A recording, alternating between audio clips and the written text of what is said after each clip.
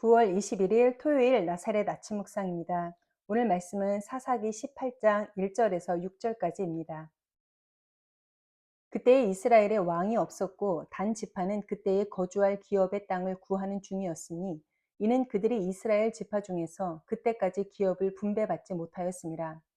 단 자손이 소라와 에스다올에서부터 그들의 가족 가운데 용맹스런 5사람을 보내어 땅을 정탐하고 살피게 하며 그들에게 이르되 너희는 가서 땅을 살펴보라 하매 그들이 에브라임 산지에 가서 미가의 집에 이르러 거기서 유숙하니라. 그들이 미가의 집에 있을 때에 그 레위 청년의 음성을 알아듣고 그리로 돌아가서 그에게 이르되 누가 너를 이리로 인도하였으며 내가 여기서 무엇을 하며 여기서 무엇을 얻었느냐 하니 그가 그들에게 이르되 미가가 이러이러하게 나를 대접하고 나를 고용하여 나를 자기의 제사장으로 삼았느니라 하니라. 그들이 그에게 이르되 청하건대 우리를 위하여 하나님께 물어보아서 우리가 가는 길이 형통할는지 우리에게 알게 하라 하니 그 제사장이 그들에게 이르되 평안히 가라 너희가 가는 길은 여호와 앞에 있느니라 하니라. 아멘. 사사시대는 이스라엘 역사에서 지워내고 싶은 암흑기에 해당합니다. 그러나 성경은 부끄러운 그 시대를 감추지 않았습니다.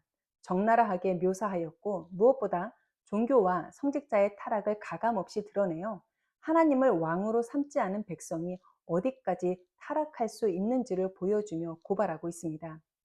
오늘 본문 사사기 18장은 단 지파가 라이스 땅을 정복하여 정착하게 된 이야기를 담고 있습니다. 그런데 그 정복 과정 속에서 행하는 일과 등장하는 인물들은 하나같이 불신앙으로 얼룩져 있었습니다. 먼저는 이미 여호수아 때에 분배받은 땅을 믿음으로 정복하지 못한 단 지파가 문제입니다. 과정이 어떠했든 그들은 여호와 하나님을 온전히 신뢰하지 못했기 때문에 지금까지 정착하지 못한 것으로 보입니다. 이러한 단 지파는 정착할 곳을 찾기 위해 북방 지역의 5명의 조사단을 파견합니다. 조사단이 에브라임 산지에 있는 미가라고 하는 사람의 집에 이르렀을 때에 그 집에 고용된 레위인 청년을 만나게 되죠.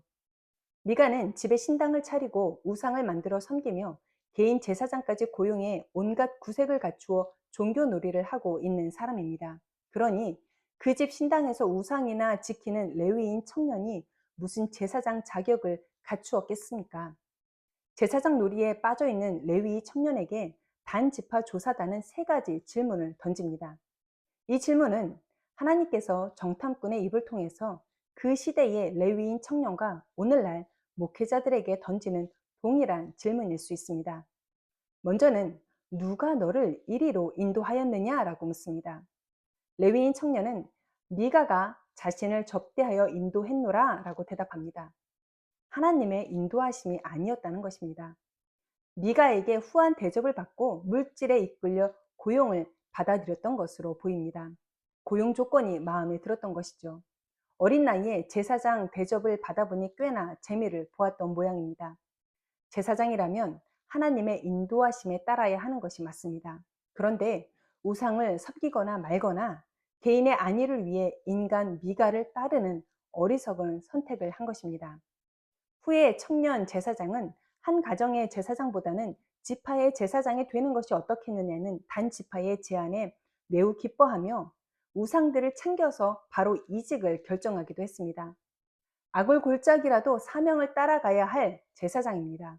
그런데 그는 욕심 따라 명예 따라 움직였습니다. 더 많은 사람들을 섬기겠다는 것이 아니라 더 많은 사람들 위해서 군림할 수 있겠다는 욕심이 작동한 것입니다. 물론 이해 못하는 것은 아닙니다. 규모가 크고 대우가 훨씬 좋은 교회에서 청빙을 해온다면 마다할 목사들이 과연 몇 명이나 되겠습니까? 그렇다고 해서 이 젊은 레위인 제사장처럼 신주단지까지 들고 가는 이러한 추한 모습까지 보이지는 않습니다. 그만큼 여호와 하나님에 대한 신앙이 변질되었고 제사장이 종교 장석꾼이 되었으며 종교를 대하는 일반 사람들의 자세까지도 타락한 시대였다는 것을 볼 수가 있습니다. 정탐꾼들의 2번째 질문입니다. 너는 여기서 무엇을 하느냐? 그러자 레위인 청년은 나는 미가의 개인 제사장의 일을 하고 있습니다. 라고 대답합니다. 말이 제사장이지 그는 미가에게 듣기 좋은 소리나 해주고 비위를 맞추며 미가가 만든 신상들을 섬기고 관리하는 일을 하고 있었습니다. 제사장의 일을 하고 있는 것이 아니었죠. 이렇게 살라고 모세의 자손으로 이 레위 청년을 태어나게 하신 것이 아닙니다. 그도 그럴 것이 정탐꾼들이 북방 지역을 과연 우리가 얻을 수 있는지 그 길이 형통할는지 이 젊은 제사장에게 묻자 그는 주저함 없이 여호와께서 함께 하시니 평안히 가라 라며 축복해 주었습니다. 하나님의 뜻을 알아서 축복해 준 것이 아닙니다. 그들이 듣기 원하는 좋은 대답을 해 주었을 뿐입니다. 너는 여기서 무엇을 하느냐? 라고 물었을 때 이 레위인 청년은 나는 타락한 제사장 놀이를 하고 있습니다. 라고 솔직한 대답과 함께 회개를 했어야 했습니다. 성도들이 죄와 심판, 책망, 지옥과 형벌, 희생과 헌신에 대한 설교를 불편해한다고 해서 그들이 좋아하는 성공과 승리, 회복과 치유, 은혜와 축복만을 설교할 수는 없습니다. 사람의 눈치만 살피느라 정작 진리를 외면하고 세상과 타협하며 적당히 목사라는 타이틀을 붙잡고 교회를 내 마음대로 붙잡고 있는 우리라면 우리를 향한 하나님의 질문은 이렇습니다. 너는 여기서 무엇을 하느냐? 세 번째 질문입니다. 너는 여기서 무엇을 얻었느냐? 청년은 이 질문에 대해 답하지 않았습니다. 그러나 아마도 내가 얻은 것은 미가라는 사람입니다 라고 대답하지 않았을까 추측합니다. 제사장이 얻을 수 있는 것이 있다면 그것은 하나님의 은혜와 잃어버린 영혼을 되찾는 것입니다. 우리가 목회 현장에서 얻을 수 있는 것도 동일합니다. 큰 교회, 부흥하는 교회, 이 타이틀을 얻기 위해 목회하는 것이 아닙니다. 가난한 영혼, 지친 영혼, 길을 잃어버린 영혼들을 얻는 것, 그것이 제사장의 일이고 목사의 일입니다. 그럴 때에 덤으로 얻어지는 하나님의 큰 은혜가 주어지는 것이죠. 이 은혜가 영혼을 얻고 즐거워하는 이유가 되는 것입니다. 타락한 젊은 제사장은 미가의 개인 제사장에서 단 지파의 제사장으로 일종의 신분 상승도 합니다. 한 지파를 얻은 것과 마찬가지이죠. 그러나 이것은 그가 섬기던 미가라고 하는 사람이 단 지파만큼 많아진 것임을 알아야 했습니다. 이 말은 그가 지켜야 할 우상들이 훨씬 더 많아졌다는 것을 말하는 것이죠. 타락한 시대에 하나님은 정탐꾼들의 입을 통해 제사장 그리고 우리에게 다시 한번 물어보십니다. 누가 너를 이리로 인도하였느냐? 너는 여기서 무엇을 하느냐? 너는 여기서 무엇을 얻었느냐? 정답을 맞추라고 질문한 것이 아닙니다.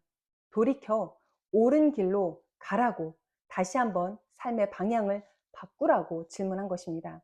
오늘 이 질문에 대한 우리의 답을 통해 우리가 가는 길의 방향과 목적과 의미를 다시 한번 돌아볼 수 있게 되기를 주님의 이름으로 부탁을 드립니다. 기도하겠습니다. 하나님, 주의 종들이 바로 서지 못해서 누가 우리를 여기에 불렀는지, 나는 지금 무슨 일을 하고 있는지, 오늘 내가 목회 현장에서 얻은 것은 무엇인지, 이것을 제대로 구별하지 못하여 똑같은 사사시대를 반복하도록 만드는 것은 아닌지요.